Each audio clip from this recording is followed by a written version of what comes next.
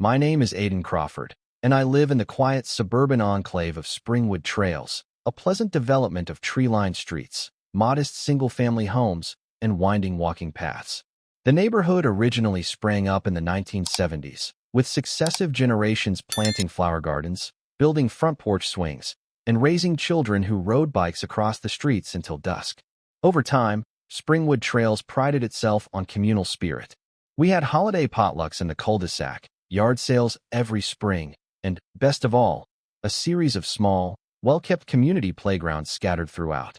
Each mini-park featured swings, slides, and colorful jungle gyms donated or upgraded by residents over the decades.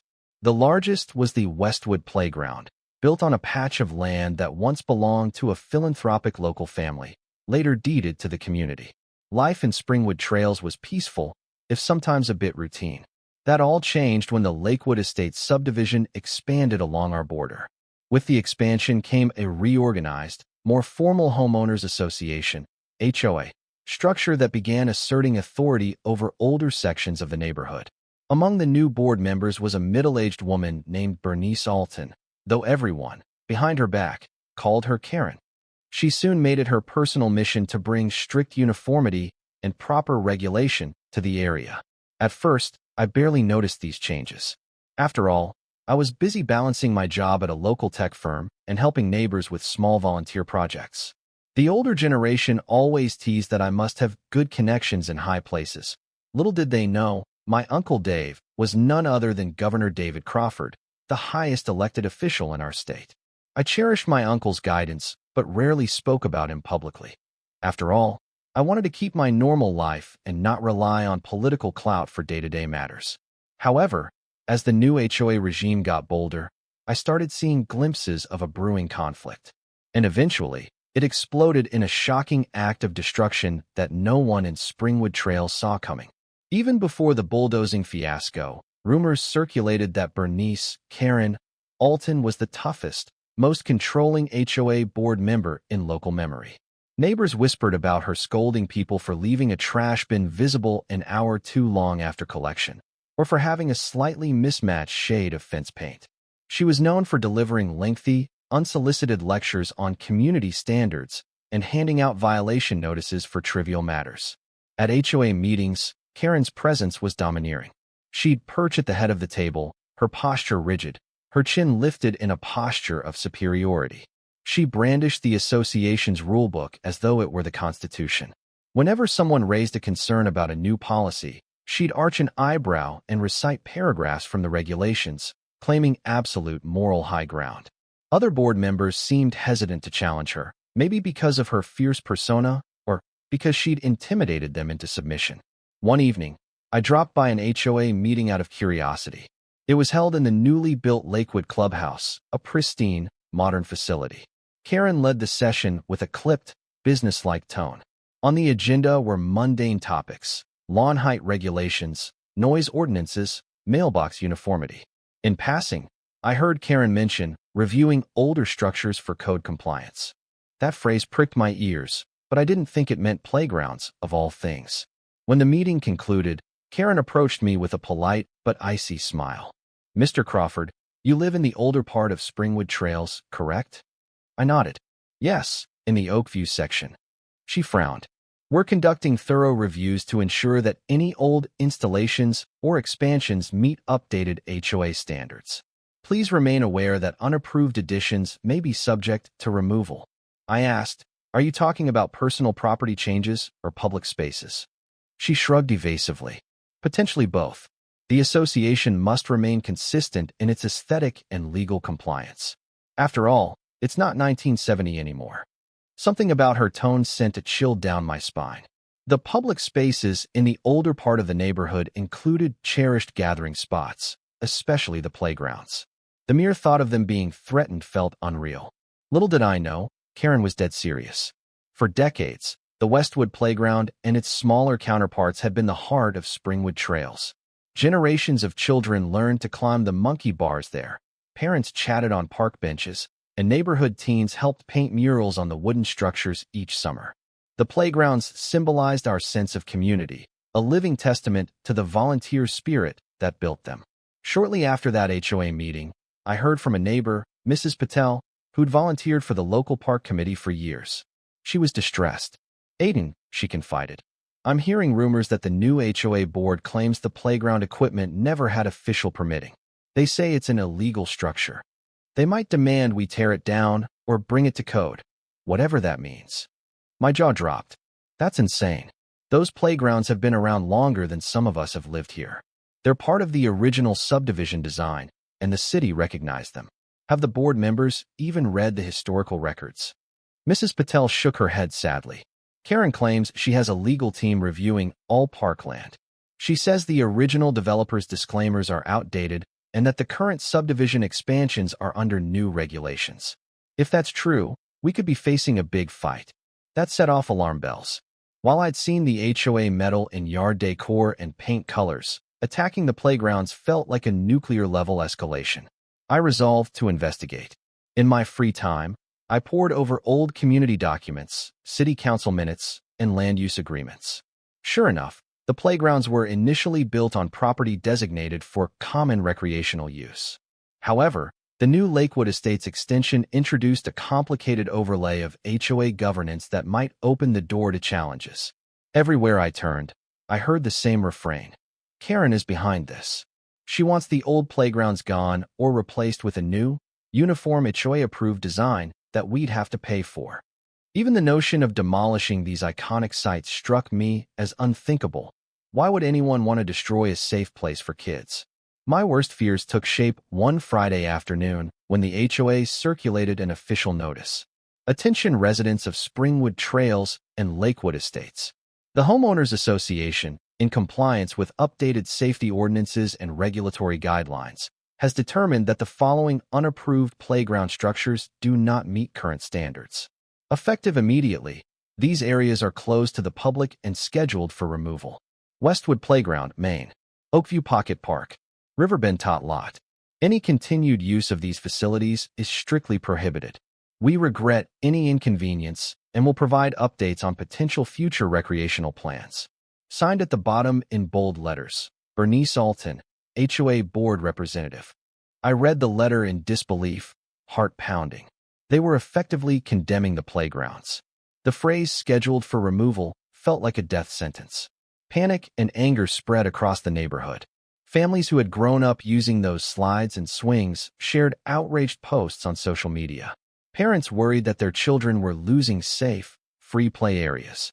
Grandparents lamented that precious memories were being scrapped. Hoping for a more diplomatic approach, I tried contacting Karen. No answer. The HOA office was closed for the weekend. The community erupted in speculation. Were they really serious? Could they legally destroy these decades-old playgrounds? We prayed it was an empty threat or a negotiating tactic. But within days, we discovered how deadly serious Karen was. Early on a Monday morning, residents awakened to the roar of heavy machinery. A line of bulldozers and excavators, escorted by private security, rumbled down Maple Street toward Westwood Playground. Panicked neighbors rushed outside, still in pajamas, to see what was happening. Many grabbed phones, calling the HOA or city officials, demanding explanations. By the time I arrived at the scene, the bulldozers had formed a perimeter around Westwood Playground. Karen stood front and center, clipboard in hand, wearing a reflective safety vest like she was on some official mission. Dozens of parents and kids looked on in horror. Some kids cried, asking if their favorite swings were about to be destroyed. Karen's private security blocked the crowd from entering the playground area. I pushed forward, anger surging. "Karen, what on earth are you doing?" She gave me that signature condescending glare. "Mr. Crawford, these structures are illegal and unsafe. The board has ordered their immediate removal. You're interfering with official HOA business.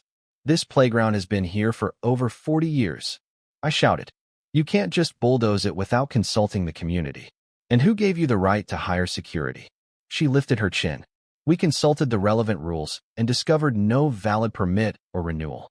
We have the absolute right to rectify unsafe conditions on community property. Now, step aside before we have you removed." A wave of disbelief rippled through the onlookers. Some parents screamed at the workers, pleading with them not to flatten the slides. Others wept openly. The children were herded away for their own safety. Then, With a curt nod from Karen, the bulldozers fired up their engines and lurched forward. Within minutes, they smashed the swing sets, tore apart the slide towers, and reduced the beloved Westwood playground to a pile of twisted metal and splintered wood. A shocked hush fell over the crowd, punctuated by sobs and outraged cries. Photographs and videos were taken, capturing the atrocity. I felt tears pricking my eyes as memories of playing there in my own childhood flooded back. This was our place, a living piece of neighborhood history, destroyed in the blink of an eye. And it wasn't even over. Karen turned to the operator and pointed down the street. "Next site, Oakview Pocket Park," she said coldly. Word spread like wildfire. By midday, the bulldozers had razed Westwood Playground, moved on to Oakview Pocket Park, and then set their sights on Riverbend Tot Lot. Scenes of crying families, stunned residents, and unstoppable heavy machinery replayed across social media feeds. Outraged phone calls poured into the HOA office, City Hall, and local TV stations. Everyone demanded an explanation. How could this happen? The city council tried to intervene, but apparently, the land's control had shifted to the expanded HOA via a revised deed arrangement. Karen's lawyers hammered a legal claim that the playgrounds were unpermitted structures on property now governed by HOA standards, thus giving them the right to remove them. The city's hands seemed tied, at least temporarily. Protests erupted that very evening. Furious parents marched with signs reading, "Save our playgrounds," "Stop HOA tyranny," and "Our kids deserve better." They gathered at the wrecked sites, lighting candles in a makeshift vigil. Local news crews arrived, filming tearful interviews with children who asked, "Why did they break our slides, Daddy?" I stood among the crowd, rage boiling. This wasn't just about nostalgia. These were safe spaces for children, a pillar of community life. Karen had brutally trampled on that for the sake of compliance. And it was only day one. Residents demanded legal action, but we needed a quick, decisive approach. The longer we waited, the more likely Karen's stance would harden, and the damage might become irreversible. In a surge of determination, I realized that I could no longer remain silent about my connections. My Uncle Dave, the governor, would definitely want to know about this crisis, especially if it involved questionable legal tactics and destroyed community assets. If I ever needed to call on him for help, now was the moment. That same night, I drove to the Capitol, about an hour away, and met my uncle at the governor's residence. He greeted me warmly in the foyer, noticing my agitated state. "Aiden, what's wrong? You look like you're about to explode." Trying to contain my frustration, I outlined the disaster. The abrupt bulldozing, the havoc Karen caused, the parents' anguish, the legal gray area. My uncle listened intently, nodding gravely. "Bullies like that give HOAs a terrible name," he said, expression firm. "And from what you describe, it's beyond petty. This is wanton destruction of communal property that has existed for decades. That's not how local governance or land use policy is supposed to work." I released a breath I'd been holding. "Can you do anything? If the city claims no jurisdiction and the HOA is pulling this property rule nonsense, where does that leave us?" He led me into his study, where he pulled up legal references. State laws do limit HOAs in certain respects. We might be able to challenge the demolition on grounds that these were historic community sites, protected by certain municipal or county-level disclaimers. Also, there's the possibility of state-level intervention if they violated any safety or procedural requirements prior to demolition. Uncle Dave rubbed his temples. "Aiden, I'll rally the state attorney general's office to look into possible wrongdoing. I can't promise immediate reversal, but we can definitely put a legal freeze on further demolitions or force changes. Meanwhile, get me any documentation about the original playground charters and gather statements from residents. The more evidence we have, the stronger our case." Hope flickered in my chest. This might be the break we needed. Karen had no clue she was messing with the nephew of the state's top official. If we played our cards right, she'd soon face intense scrutiny. Over the next few days, I mobilized our neighborhood activism while Uncle Dave initiated inquiries through official channels. The state attorney general quietly launched an investigation into the HOA's actions, focusing on whether they had properly notified residents, complied with local building codes, and adhered to demolition protocols for communal structures. City officials, once powerless, now saw the possibility of aligning with the state's efforts. A joint task force formed, issuing requests for documentation from Karen and her board. They demanded to see proof of the board's authority to raise public spaces. They also questioned whether the illegal structure claim was legitimate or a fabrication. Meanwhile, the city council passed an emergency resolution condemning the playground demolitions, calling for immediate restitution. Karen, predictably, bristled at the scrutiny. She posted a statement on the HOA website. "We regret the emotional reaction from certain residents. The board is acting responsibly to address the liability posed by these outdated, hazardous playgrounds. Any attempts by external officials to overrule our domain represent government overreach. We stand by the legality of our decision." That tone, condescending, unrepentant, stoked public anger further. Families who lost their beloved spaces circulated an online petition demanding Karen's resignation and the rebuilding of the playgrounds. Within 24 hours, it garnered thousands of signatures from not just local residents, but outraged people across the state, shared widely on social media. Journalists latched onto the story, painting Karen as a modern-day tyrant who crushed children's joy under bulldozer tracks.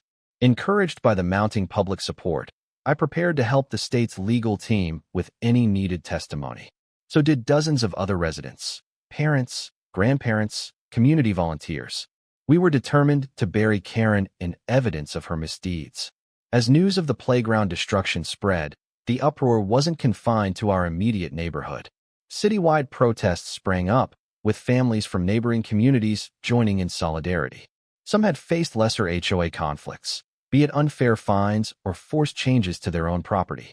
The playground fiasco symbolized the worst extremes of unaccountable HOA power. A large protest took place outside the Lakewood Estate's main office. People carried signs reading, "Our children, our playgrounds, stop the bulldozer bully, and bring back the swings." The local news ran live segments showing moms and dads chanting demands for accountability. Even the city mayor, once neutral toward the new developments, publicly criticized the HOA's rash action. Karen, however, seemed unmoved. According to insiders, she doubled down, saying the playgrounds were eyesores that lowered property values. She bragged about having a legal war chest funded by increased HOA dues. Some Lakewood residents, previously loyal to her, began questioning whether they wanted to pay for her battles, especially once the state's lawsuit loomed. I was astounded by Karen's arrogance, but also determined. If she wanted a war, she had won. Only now, she was up against a wave of community outrage and the might of the governor's office. Quietly, Uncle Dave informed me that the state was preparing to file an injunction to prevent any further demolition of communal property in our area. They aimed to force the HOA to rebuild or compensate for the destroyed playgrounds. We were on track to deliver a crushing blow, legally and morally, against Karen's regime. Sensing the walls closing in, Karen resorted to desperate tactics. She posted violation notices on random houses that dared to display protest signs, claiming they violated aesthetic guidelines. Some neighbors found suspicious citations in their mailboxes for trivial non-issues like wind chimes too noisy or shed color not on the approved palette. It was obvious retaliation, a feeble attempt to intimidate critics into silence. Moreover, the HOA board escalated membership fees, citing legal defense costs. This enraged Lakewood residents who never asked for a war on playgrounds. A faction of the board, led by a milder member named Carlos Mendez, tried calling an emergency meeting to vote Karen out. But Karen blocked it, insisting on a labyrinth of procedural rules. She even replaced the locks on the HOA office, refusing to let dissenting board members in. Behind the scenes, I saw parallels between Karen's behavior and authoritarian leaders I'd studied in political science. She reveled in control and believed she was untouchable. The city was powerless? Fine. The residents outraged? She dismissed them as ignorant. She had an inflated sense of her legal might, unaware that the state was about to lower the hammer. As the tension peaked, my Uncle Dave assured me the lawsuit filing was imminent. "We'll coordinate with the Attorney General to demand a cease and desist on further demolitions," he said. "Then we'll push for restitution. If the HOA can't cover it, we'll hold Karen and any colluding officials personally liable." I smiled grimly. Let's see her shrug that off. She has no idea you're involved, or she'd be panicking. Uncle Dave's gaze hardened. Bullies thrive on ignorance. Once she learns who stands against her, she'll understand the weight of her crimes. The moment finally arrived.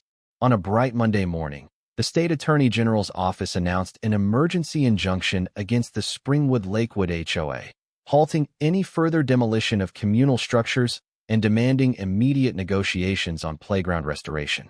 The official statement cited potential violations of state codes governing community property, historical recognition of older neighborhood features, and failure to follow city permitting protocols for demolition.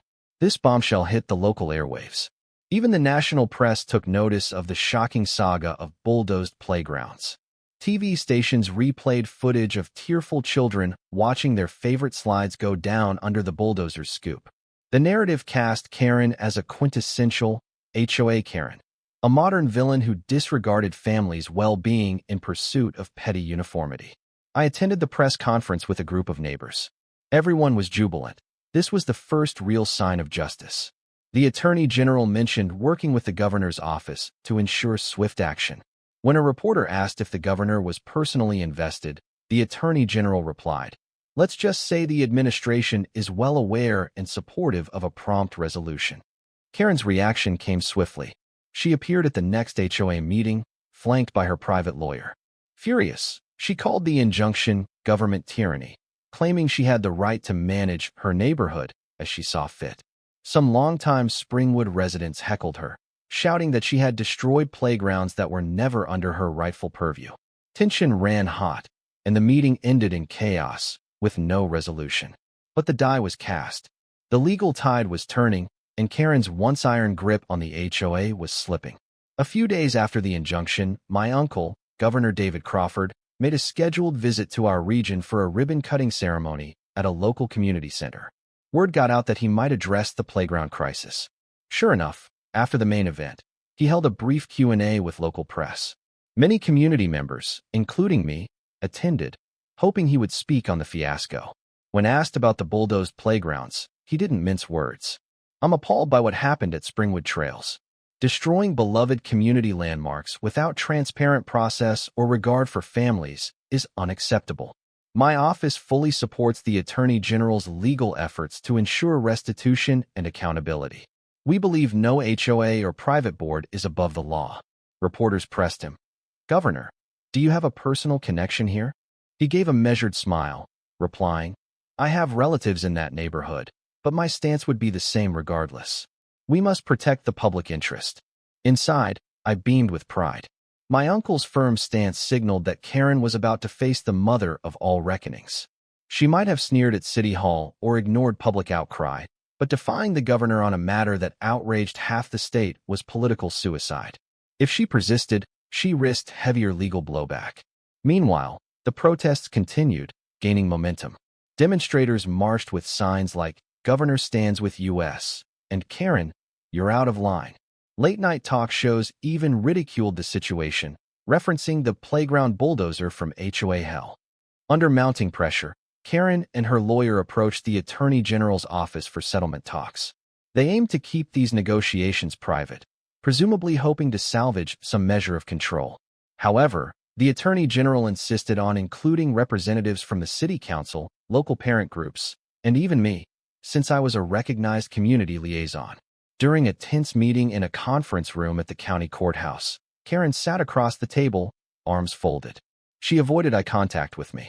The Attorney General laid out the terms. The HOA must either rebuild the playgrounds or pay for their reconstruction. They must also publicly apologize for the hasty demolition and reimburse any emotional or property damages. If they refused, the state would press forward with a civil suit, possibly seeking personal liability from Karen.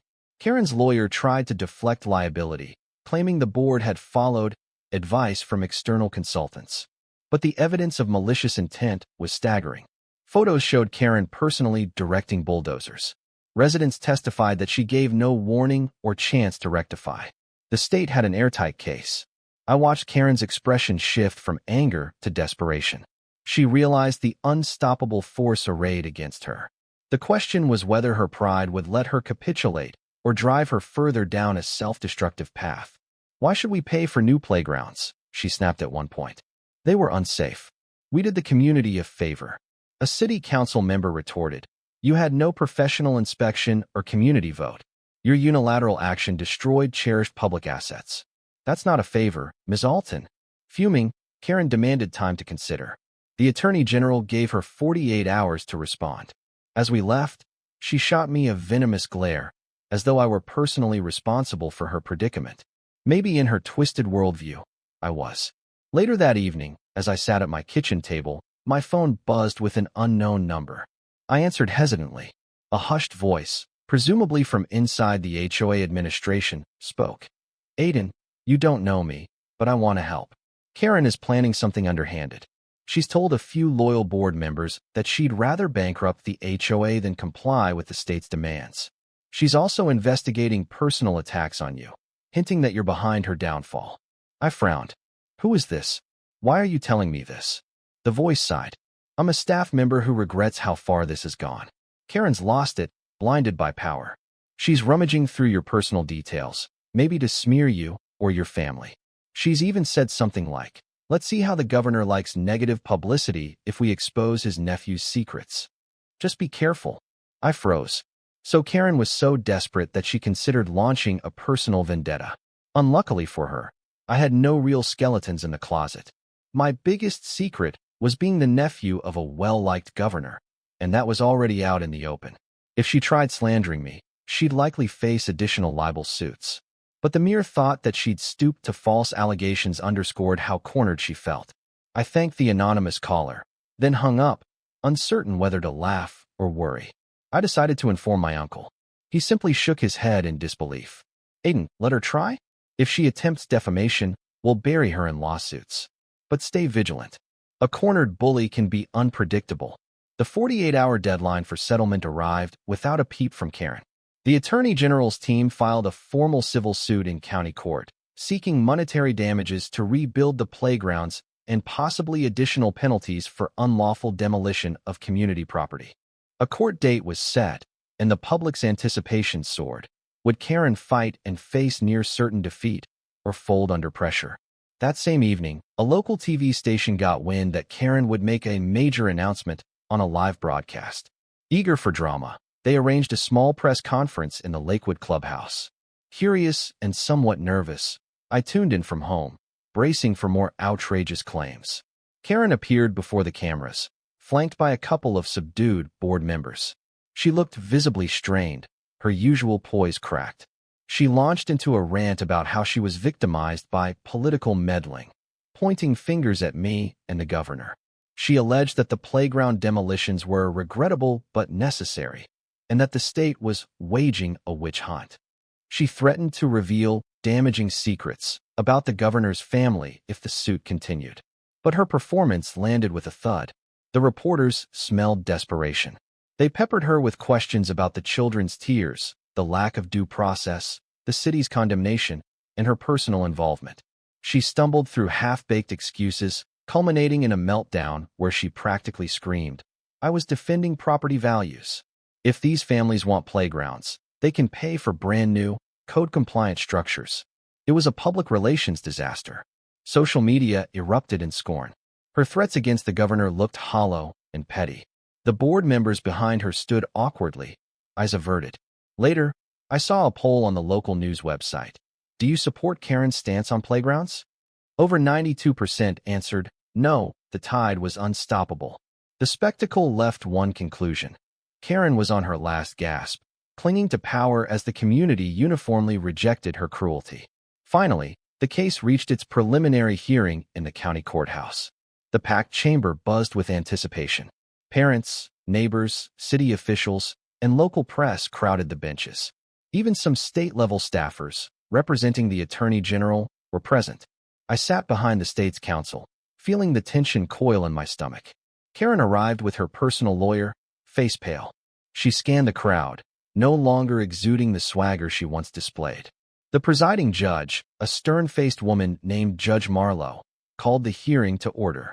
Each side presented opening arguments.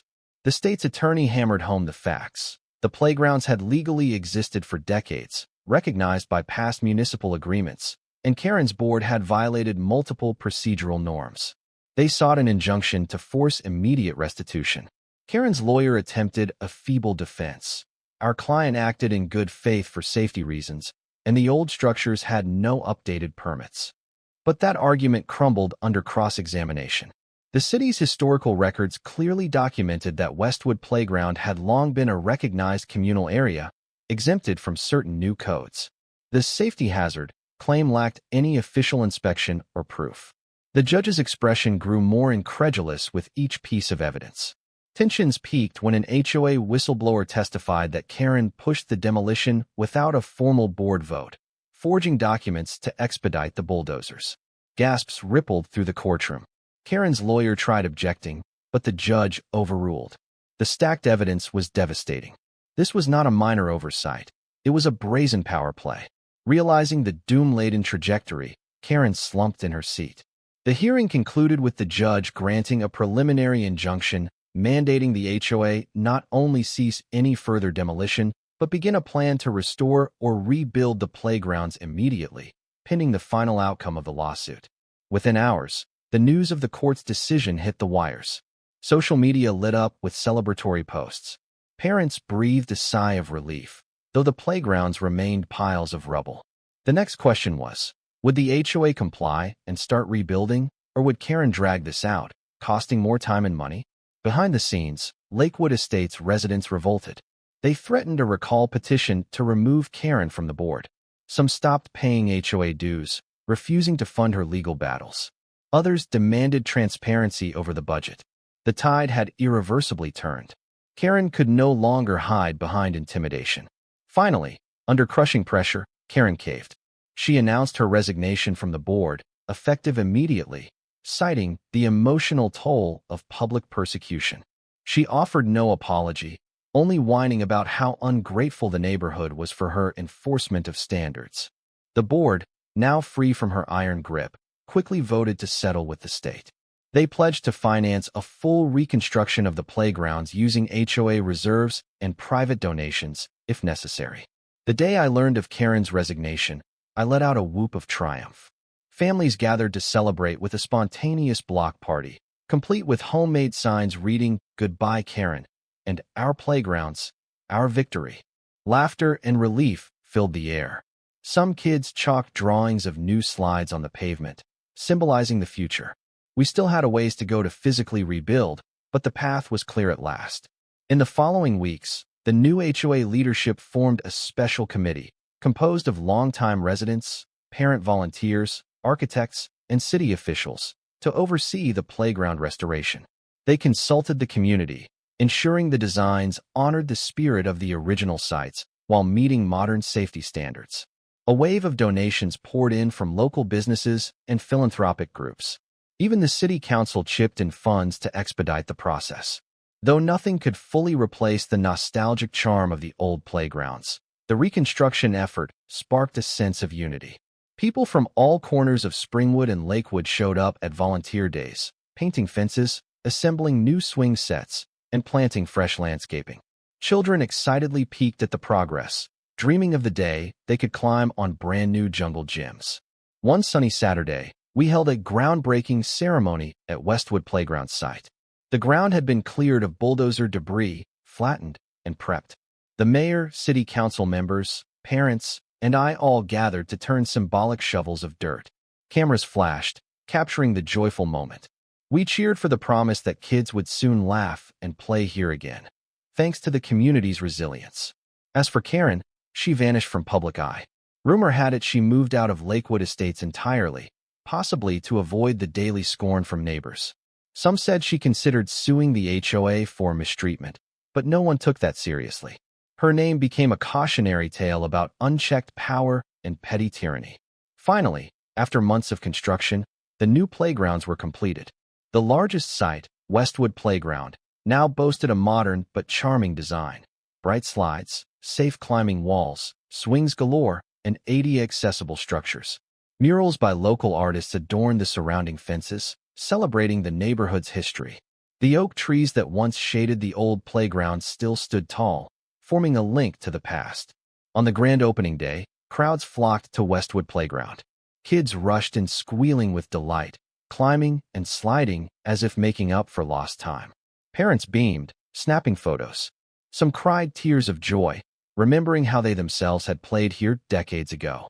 To my surprise, Governor David Crawford, my uncle, made a surprise appearance to show support. The crowd erupted in cheers when he walked into the newly restored playground. He gave a short speech praising the community's determination. "What you see here today," he said, gesturing to the colorful structures, "is proof that when people unite against injustice, no bully can erase their treasured heritage." I, too, was invited to say a few words. Standing by my uncle's side, I felt a surge of gratitude for everyone who fought for this moment. "Thank you for not giving in to cynicism or despair," I told my neighbors. "Yes, we lost the original playgrounds, but we gained something just as precious: the knowledge that our community is strong, caring, and ready to stand up for what's right." The crowd applauded. Many parents gave me hugs, saying how thankful they were that I used my connections and voice to help. I felt a twinge of humility. It was truly a collective effort, from the outraged residents to the city officials to Uncle Dave's political muscle. From that day forward, Westwood Playground reclaimed its role as the heart of Springwood Trails. Every afternoon, children flocked there after school, filling the air with laughter. Weekends saw families picnicking on the grass. Even older folks strolled by to watch the kids play and reminisce. The scars of Karen's bulldozer rampage were replaced by a deeper sense of communal pride. Over time, a local reporter published a retrospective titled, "How the Neighborhood Fought Back: The Bulldozer Scandal That United a City." It recounted the entire saga, Karen's ruthless demolition, the heartbreak it caused, and the unstoppable wave of resistance culminating in state-level intervention. The piece highlighted our newly rebuilt playgrounds as a victory monument for grassroots activism. Occasionally, I still get asked about Karen. Last I heard, she was entangled in leftover lawsuits, bankrupted by legal fees, and abandoned by her allies. The moral of her story resonates with everyone. Tyrannical overreach, especially one targeting children's joy, rarely ends well. As for me, life returned to normal. I continued working at the tech firm, but I also joined the newly reformed HOA as a modest board member, ensuring that no one else tried to hijack the neighborhood's character. People jokingly said, "We know you have the governor's ear, so you're the perfect watchdog for us." I'd just laugh, preferring to rely on reason rather than nepotism. But in the end, I was forever grateful to have an uncle who was both a loving family member and the state's leader, ready to fight for justice when the cause was right. More than that, I was proud of our neighbors, who proved that a united community can topple even the most arrogant Karen. Now, whenever I pass by the new Westwood Playground, I see children swinging under the sunshine, their laughter echoing with a renewed sense of freedom. It's a reminder that no bully or bureaucrat can destroy the spirit of a neighborhood that refuses to be pushed around, and that, in Springwood Trails, we stand together to protect what truly matters.